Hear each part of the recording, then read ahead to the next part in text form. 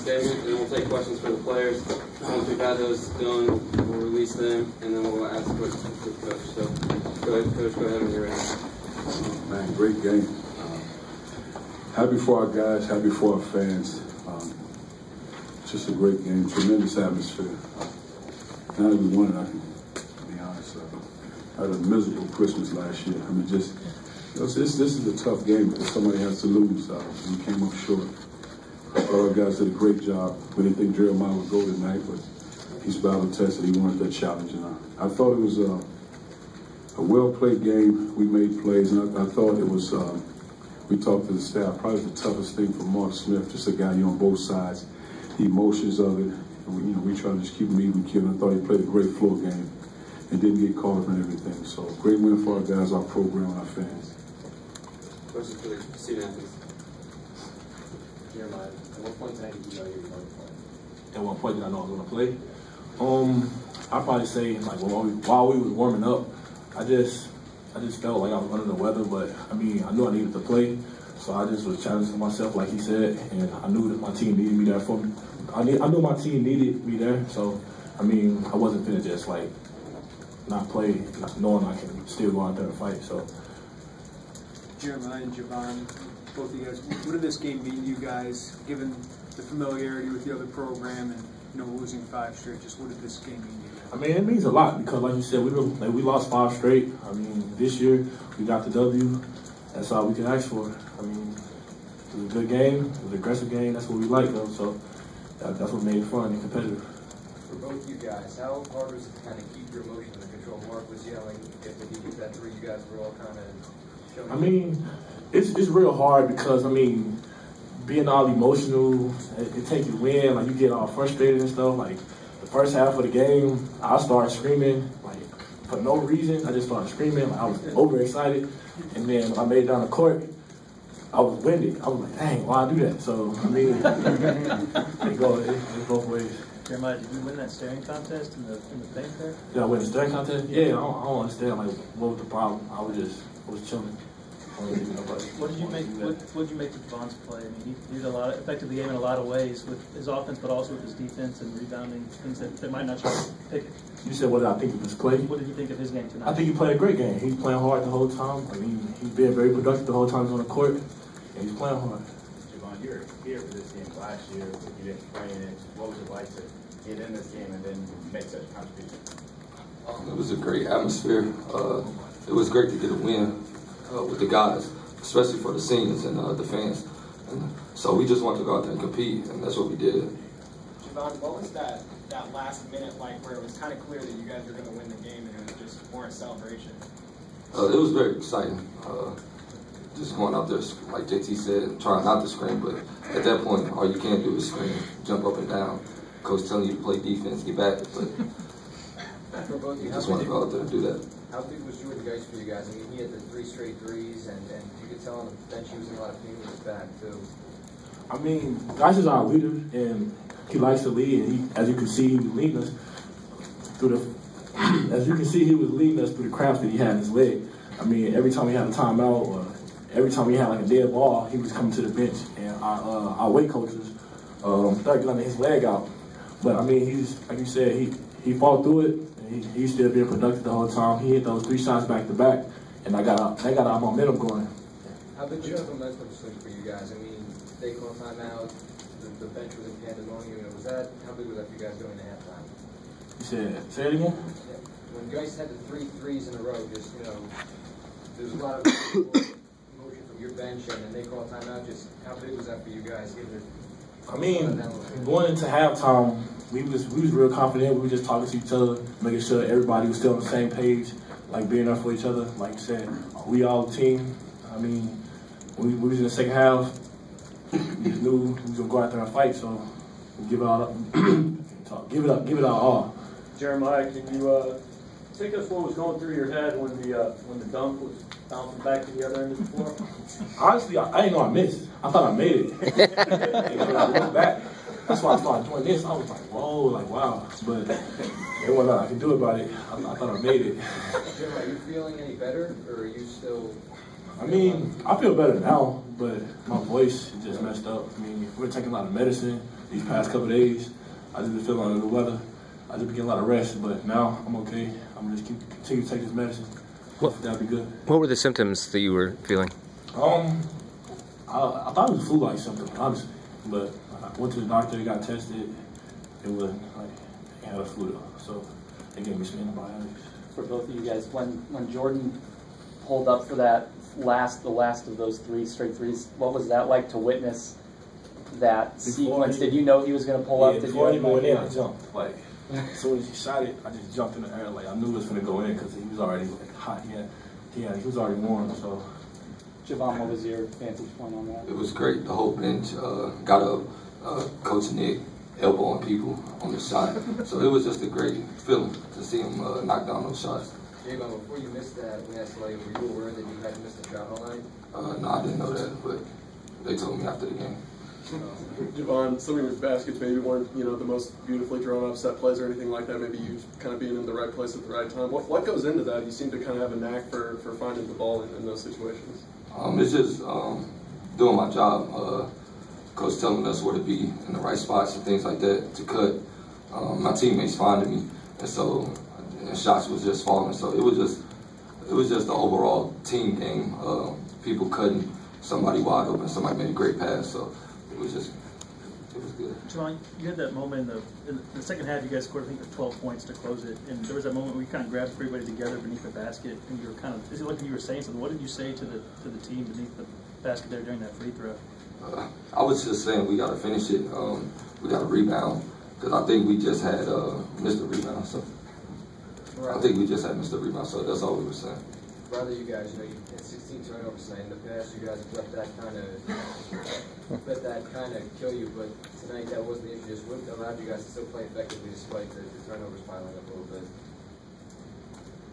Now for me. Either one of you. You want it? I see.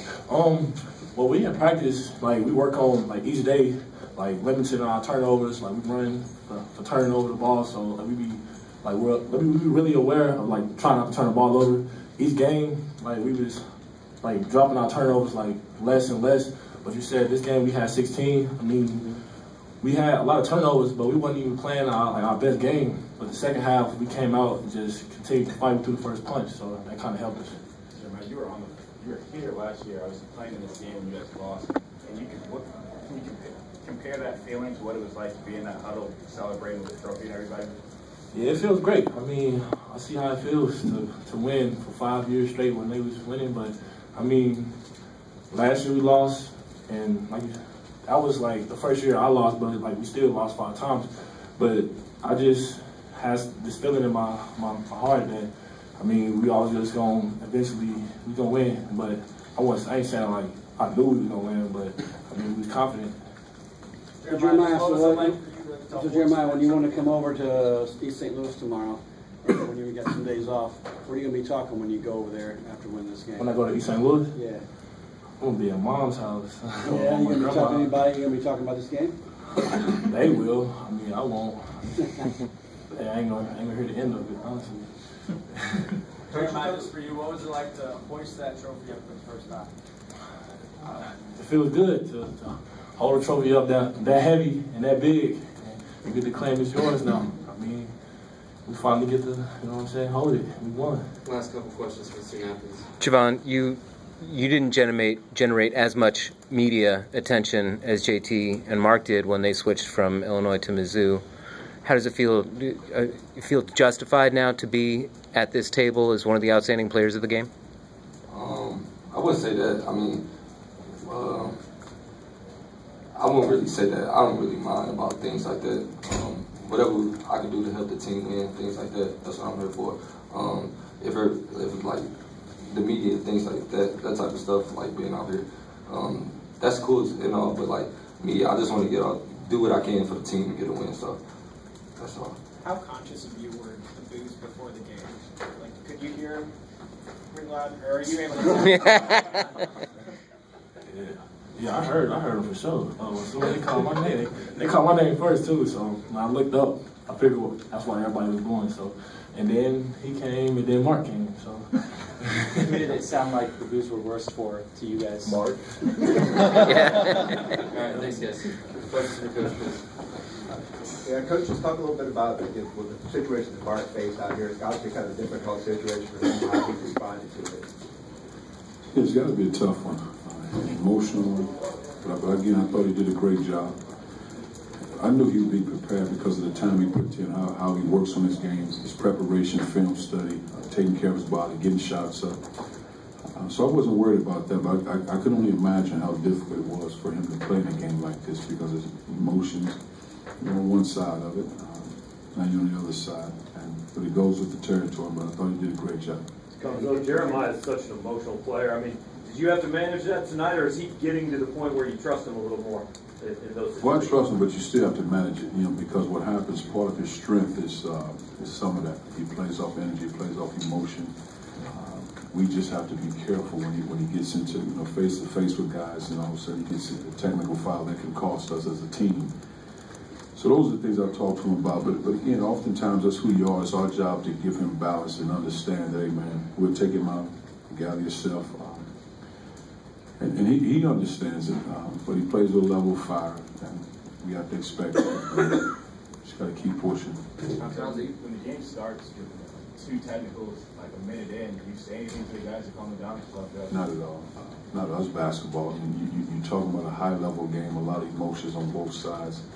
It's what it is, And what I try to tell our guys is to slow down with the talking, because the last thing you want to do is get a technical foul and momentum swinging. So that part, but the other part, that's part of the game. Cuonzo, do you know what exactly happened with Jordan's leg, and how were you? He was just cramping up, and I think it might have started early in the second half, and we tried to get him in and out, and he did a good job fighting through it. It seemed like he was sort of insisting. There was one possession where it looked like he was in a lot of pain, then he came out. You guys hadn't scored for a couple minutes, and he sort of took it himself for a layup. What about his determination? Well, it's tough. I mean, the one thing about this style, like I said to our guys, I took more ownership of the loss last year than our players, because your job as a coach to prepare your guys to win the game. And some of you might have heard me say, I've never seen a style like this before. You see teams deny, but they totally deny and take away your offense. So you have to be able to make individual plays. And so for us, spend a lot of time making individual plays. You make shots. We know where the pockets are to get three-point shots, but the guy has to be strong with the ball to release the pressure from the big. And once that happens, you're down here. Now you can make plays. And I thought we did a great job. The guys did a great job facilitating and probing them. But then when you have a guy like Jeremiah diving off those ball screens, something has to give. So it was a valuable lesson for us, learning from it a year ago. And I told our guys, I'll take more ownership of that now. But now they understand it because you've been through it.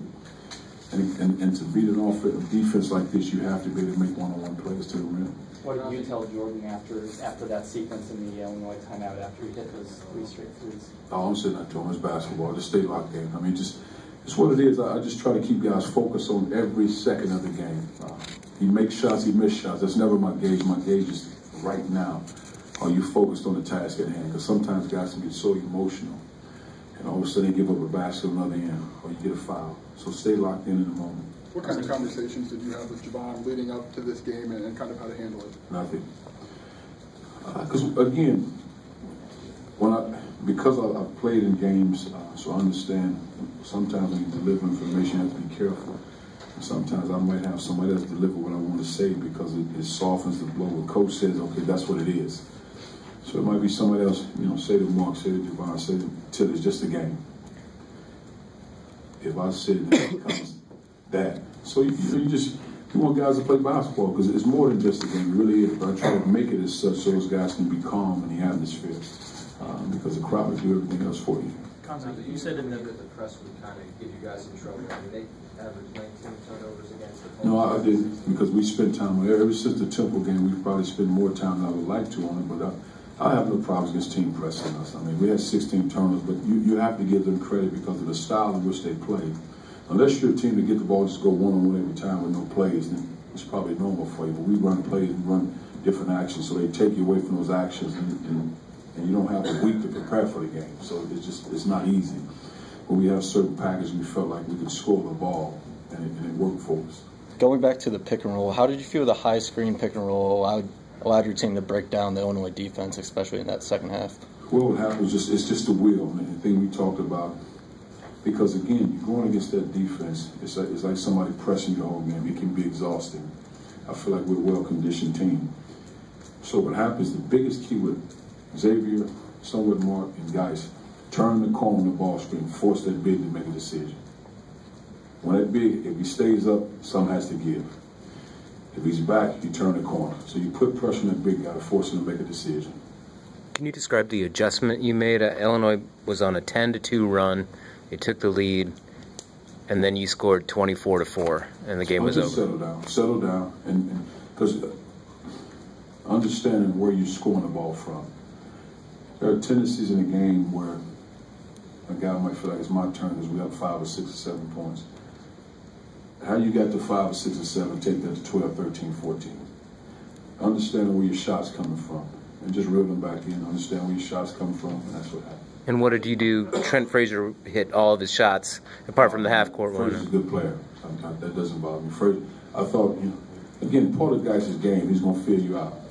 I thought a couple times the push-off ref didn't make the call. Probably wasn't a foul, so guys going to feel you out. So a couple times in the first half, he had open threes because of that. I thought he had one in the second half. But, he's a player. He can play. And the way the game's officiated with no hand check, can't bump a guy can shoot the ball like that. He's shift. It's tough to guard that. And it'll be tough again next year. I mean, that's not an easy thing. It's not an easy assignment. But I thought we did a better job late in the second half. It seemed like a few of Javon's buckets came kind of when things didn't appear to be going smoothly. What does it say about him that he can, keep his composure and be there in those moments and just in this game overall? Well, I've been knowing Javon since he's a little guy. And the great thing about his game, he's always built to be a slasher. I mean, even though he makes threes now, that was never really his game. He slashes, cuts to the basket, he posts up. So when that type of activity happens, that's really his game. He cuts and gets layups because he's always done that. And that's always been his game. Does this feel like your biggest rival game? I would say yes. I mean, just since I've been here, yes. You said you can be honest about how much last year's loss affected. Not that I lie, but I can say what I need to say now. Does that mean you were lying last year when you said it was just a game? Or has your understanding of the game appreciated? That's probably a better way to say it. And just, what happens, because I've always watched it from afar. And now when you're a part of it, you see the atmosphere, tremendous atmosphere, and it's like, I guess it is. It's bigger than just a game, and it really is. But there's certain things I need to say to our guys. Because again, when I say it, then that's what it is. So I have to be careful when I say something, especially if they can read it. But it was a big game. Coach, kind of touched on whatever he's talked about it. Do you have any special advice for Mark? In a unique situation, having played for both teams? Now, what I just try to do before the game, because he works with his game. I mean, he did a great job in film study, just giving us tidbits.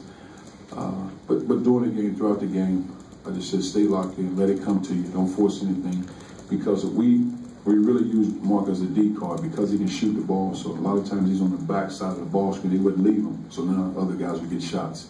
So we just used it, put him in a lot of different spots because we knew, in most cases, I don't want this guy scoring the ball. So we put him in different situations, hoping that they wouldn't help. In most cases, they didn't, because he's also 48% from three-point line.